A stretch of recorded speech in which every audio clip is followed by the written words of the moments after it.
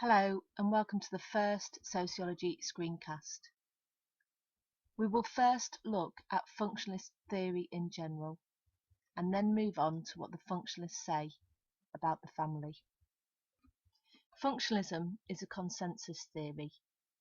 It is a theory that believes society is in a consensus.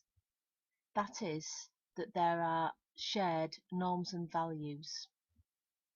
Norms are the rules of society, and values are the things that we see as desirable. These two things are linked. So, for example, education is a value, and the norm is being punctual and respectful. Although it could be argued that respect is also a value.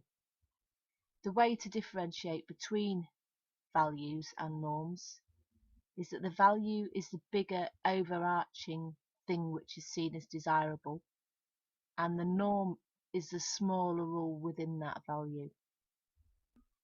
So functionalism then is fairly positive because it says that we all share the same norms and values in society, and we are all in agreement about how society is run. It is the consensus theory. Functionalism goes on to say that all parts of society are interrelated. That is, they depend on each other for society to work. So we need all of the parts in society. So education, the family, the government, they are all interrelated. And they use the biological analogy to explain how this works. So society is just like a human body. A human body has lungs, brain, heart. I don't need to tell you too much of what the human body has. But all of these parts rely on each other to function, and if one part breaks down, the whole body breaks down, and you become ill, and eventually you would die. Just like this, society is like a body. So society has education, it has a family, it has the government, it has religion, the media. If one part doesn't work, there will be symptoms that society isn't working properly. So in terms of the biological analogy, linking it to the family, functionalists really see family as the heart, the most important part of the body. The family is the building block of society. All the other organisations depend upon the family. So the family needs to function correctly.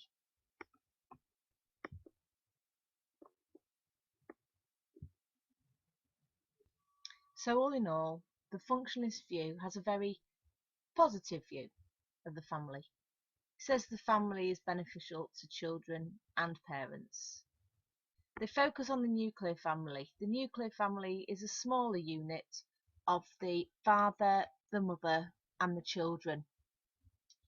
So the functionalists argue that the mother has an expressive role and the father has an instrumental role, and that's the way that the family works best, because the father is the breadwinner and the disciplinarian in the family, and while the father goes to work and brings in the money, the woman can take on her natural role, which is the expressive role, which is to look after the children and look after the man when he comes home from work. Functionalists see the family as a haven in a heartless world. The man might experience the world perhaps more than the woman, because he goes out to work, and when he gets back, he can go back to the lovely family life and sink into his nice, warm, relaxing bath. And the wife provides that for the man and the family. So it's argued by functionalists that the family is the most basic and important unit. So Murdoch argues that there's 4 key functions of the family. The first is the stable satisfaction of the sex drive. So the family provides one partner for the man and the woman. If it wasn't for the family, then we might release our sex drives in more deviant ways, prostitution or possibly rape at the most extreme case.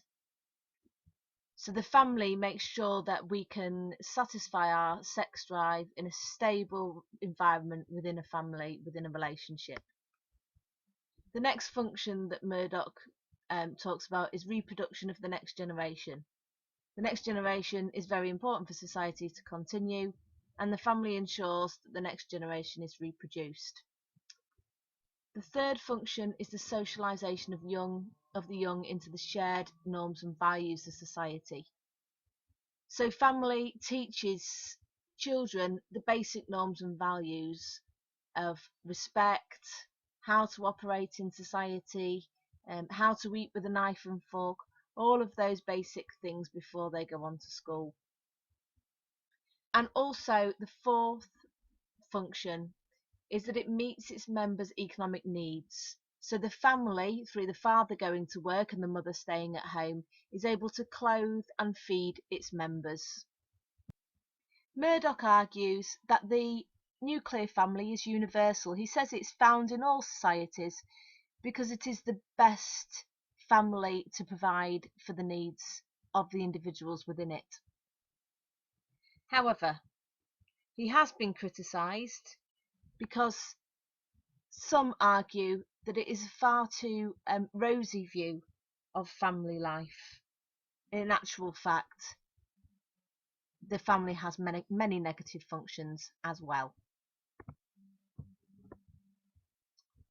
Parsons is another functionalist, and he largely agrees with what Murdoch says about the nuclear family being best for society. But he says that the nuclear family arose because of its functional fit to society. So there's two main kinds of family structure, according to Parsons: the nuclear family and the extended family. So the nuclear family is the smaller unit of the mum, the father and the children, and the extended family includes grandparents and perhaps uncles and cousins, but mainly grandparents. So Parson argues that there's two main basic types of society: industrial society and pre-industrial society. So pre-industrial society, we're talking about agricultural society, and industrial society in this country after 1750, Britain industrialised. He argued that before industrialisation, people lived in an extended family because their family was a unit of production, and they produced all the goods that they needed within the extended family. However, as industrialisation took place, the family changed to meet the needs of industrialisation, and the nuclear family was created because the nuclear family was no longer a unit of production. So why did it adapt and fit then? Well, industrial society needed a different type of family because there were different demands within an industrial society. So to start off with, it was required for the family to be geographically mobile. That is, that they could move around to different jobs as society became complex. A compact family, nuclear family, was easier to move around. And this might have been when they split up from the extended family. Secondly, we need a socially mobile workforce. And functionalists argue in an industrial society, people are able to move up and better their position. However, if they'd have stayed in the extended family, this would have caused conflict between the father and the sons, especially if the son had a better position than the father. So again, the son would move out and start his own nuclear family. So the modern nuclear family then became isolated from the wider extended family. Although it may keep in touch with them, the nuclear family no longer had any duty towards the wider extended family. So the changes in the family have led to loss of functions. In pre-industrial society, the family had more functions. The family was required to educate their children and also to have some health functions as well. So as industrial society advanced, the family became a unit of consumption and was no longer a unit of production. So they no longer produced everything that they needed. And they lost functions such as education and health to schools and the NHS. So Parsons argues that it's a good thing that the family lost its functions because it means that they can concentrate on the two irreducible functions.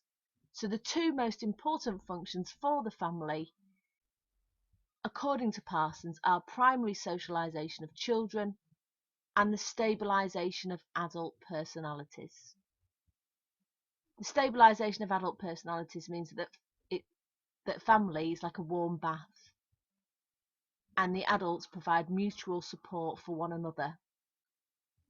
And primary socialisation is this idea that children need to be taught how to behave in society. So all the basic norms and values are first taught in the family before the child goes to school.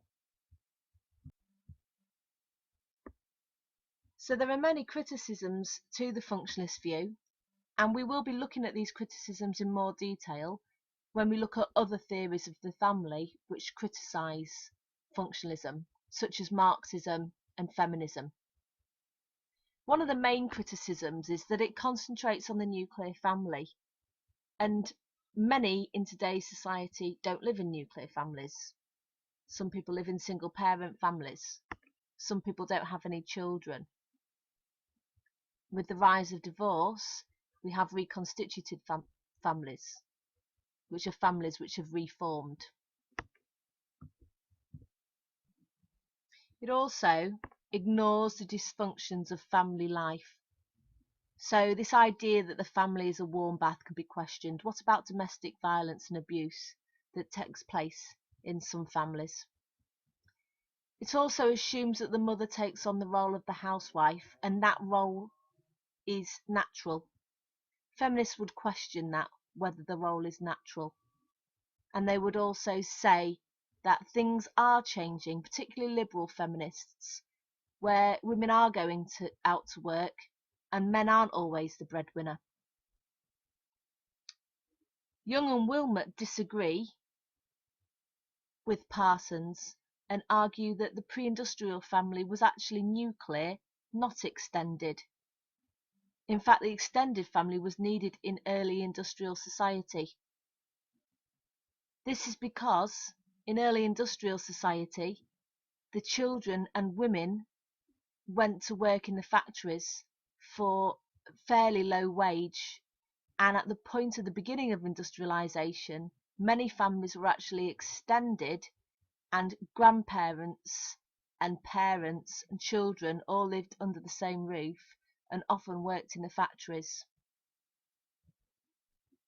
So, to sum functionalism up then, there are really two main functions of the family, and that is the primary socialisation of children, so that children can be equipped with the basic skills that they need to continue in society and to integrate them into society and make them good workers when they grow up. And secondly, the stabilisation of adult personalities. The family is a place where adults can relax and release tensions. That enables them to go back to the workplace refreshed and ready to meet the demands of the workplace. So the family is good for society and it's good for the economy.